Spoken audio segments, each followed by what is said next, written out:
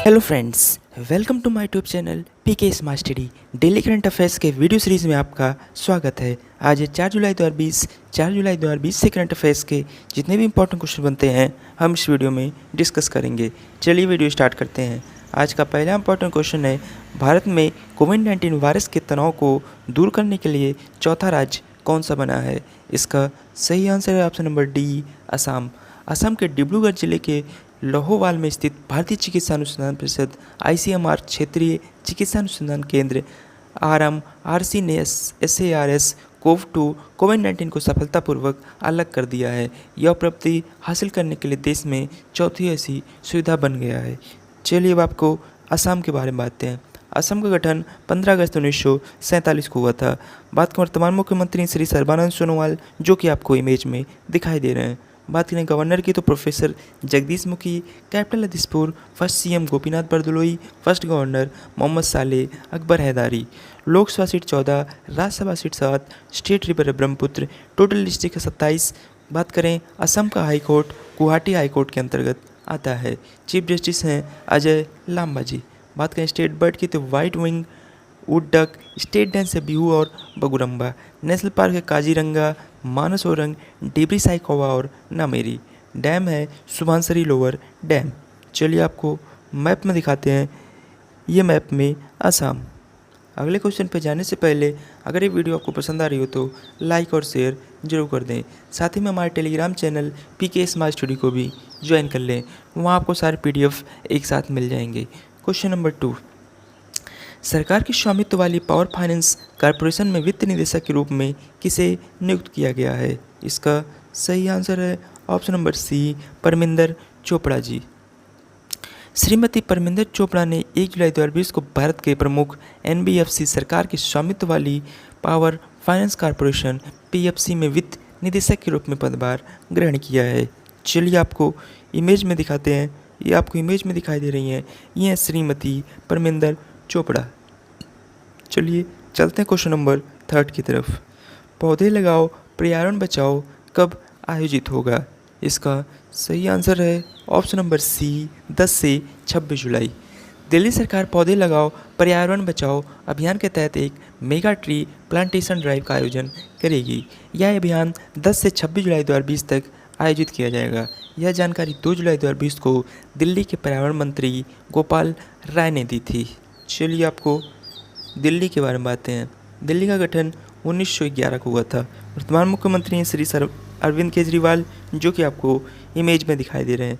उपराज्यपाल हैं श्री अनिल बैजल जी, first CM Chaudhary Prem Prakash, first उपराज्यपाल Adityanath Jha, first lady CM Sushma Swaraj. Lok Sabha seat 7, total district है 11। बात करें दिल्ली हाई कोर्ट, जो कि national capital territory of Delhi के अंतर्गत आता है।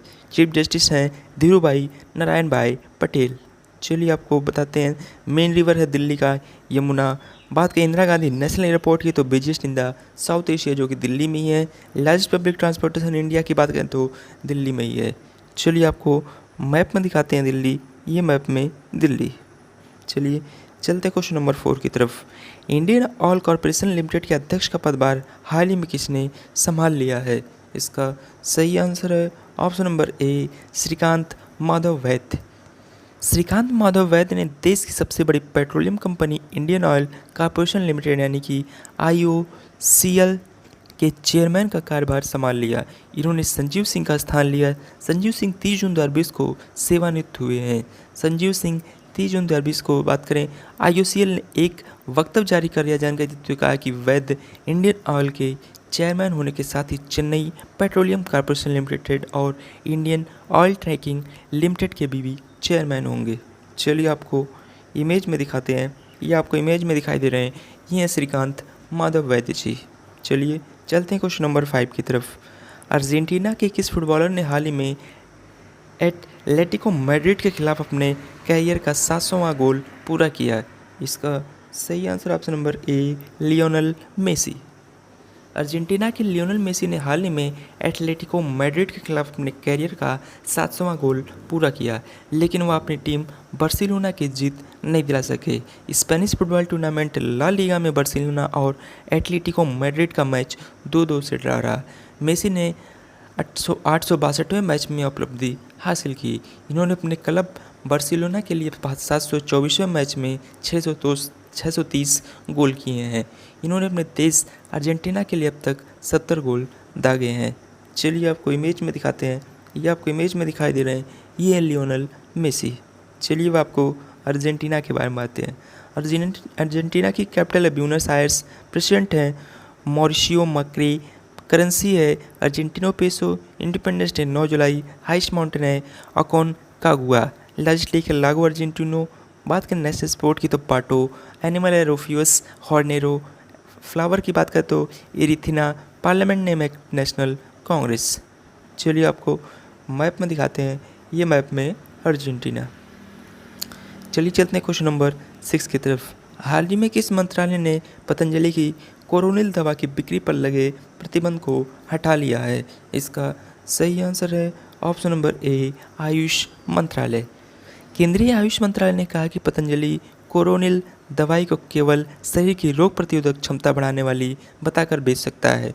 पतंजलि आयुर्वेद के योग गुरु रामदेव ने कहा कि कोरोनिल दवाई की बिक्री पर आयुष मंत्रालय द्वारा कोई प्रतिबंध नहीं है।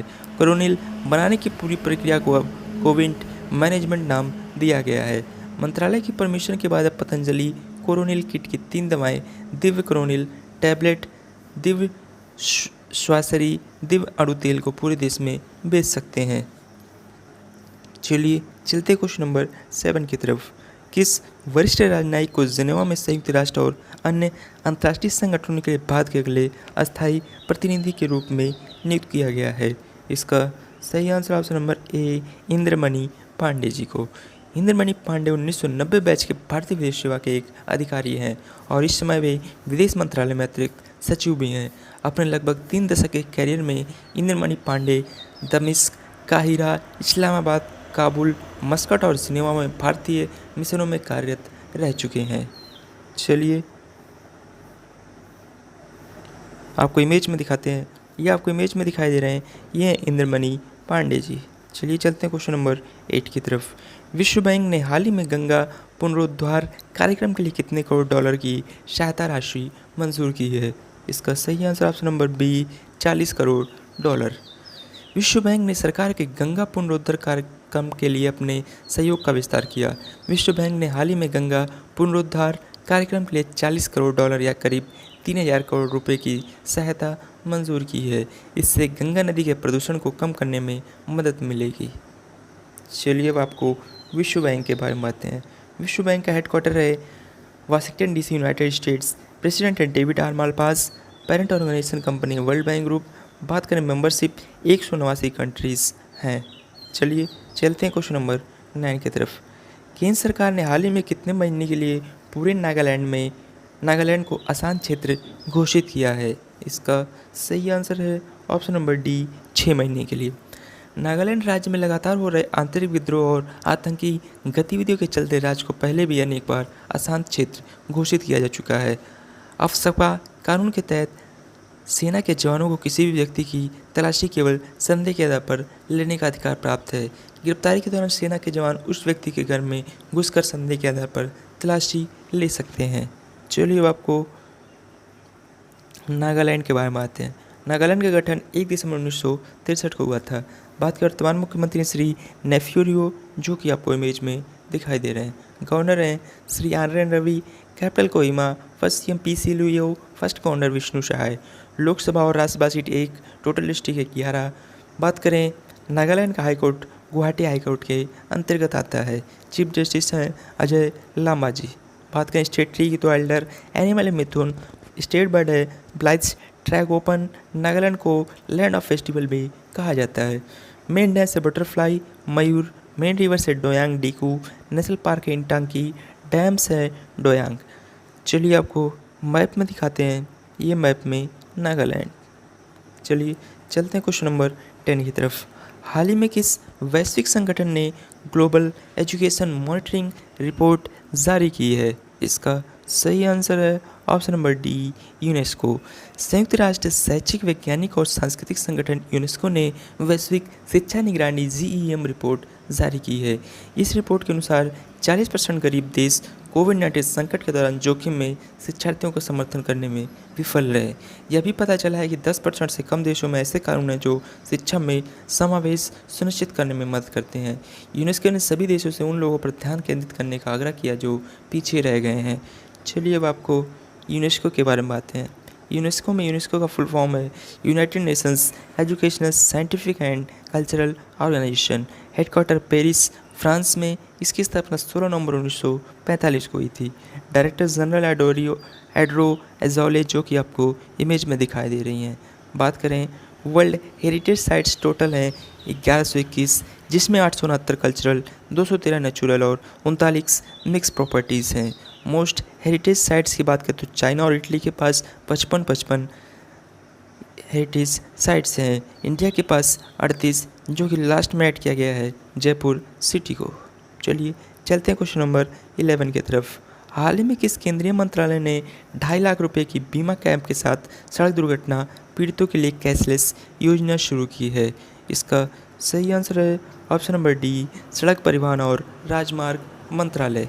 सड़क परिवहन और राजमार्ग मंत्रालय सड़क दुर्घटना पीड़ितों के लिए एक कैशलेस योजना शुरू करने जा रहा है। इस योजना को लागू करने के लिए मंत्रालय अपने तत्वावधान में एक मोटर वाहन दुर्घटना नीति की स्थापना करेगा। इसमें प्रति केस 2.5 लाख रुपए का बीमा कवरेज कैप होगा और यह भारतीय या विदेशी राष्ट्रीयता के सभी सड़क दुर्घटना के शिकार लोगों को पात्र होने के लिए सक्षम बनाता है। चलिए चलते हैं क्वेश्चन नंबर 12 की तरफ। हाल ही में किसने वैज्ञानिक अनुसंधान तंत्र को मजबूत करने के लिए एक्सेलरेट विज्ञान शुरू किया? इसका सही आंसर है option number C, SERP। Government of India ने वैज्ञानिक अनुसंधान तंत्र को मजबूत करने के लिए एक्सेलरेटर विज्ञान लॉन्च किया। नई योजना विज्ञान और इंजीनियरिंग अनुसंधान बोर्ड SERB द्वारा शुरू की गई। इस योजना का उद्देश्य देश भर में अनुसंधान, इंटर्नशिप, क्षमता निर्माण कार्यक्रम और कार्यशालाओं के लिए एक मंच प्रदान करना है। बात करें SERB का फुल फॉर्म है science and engineering research board. चलिए चलते हैं क्वेश्चन नंबर 13 की तरफ। इस पूर्व केंद्रीय मंत्री द्वारा प्रस्तावित सहकारी विकास मंच यानी कि CDF का नेतृत्व किया जाएगा? इसका सही answer option number B, Suresh प्रभु।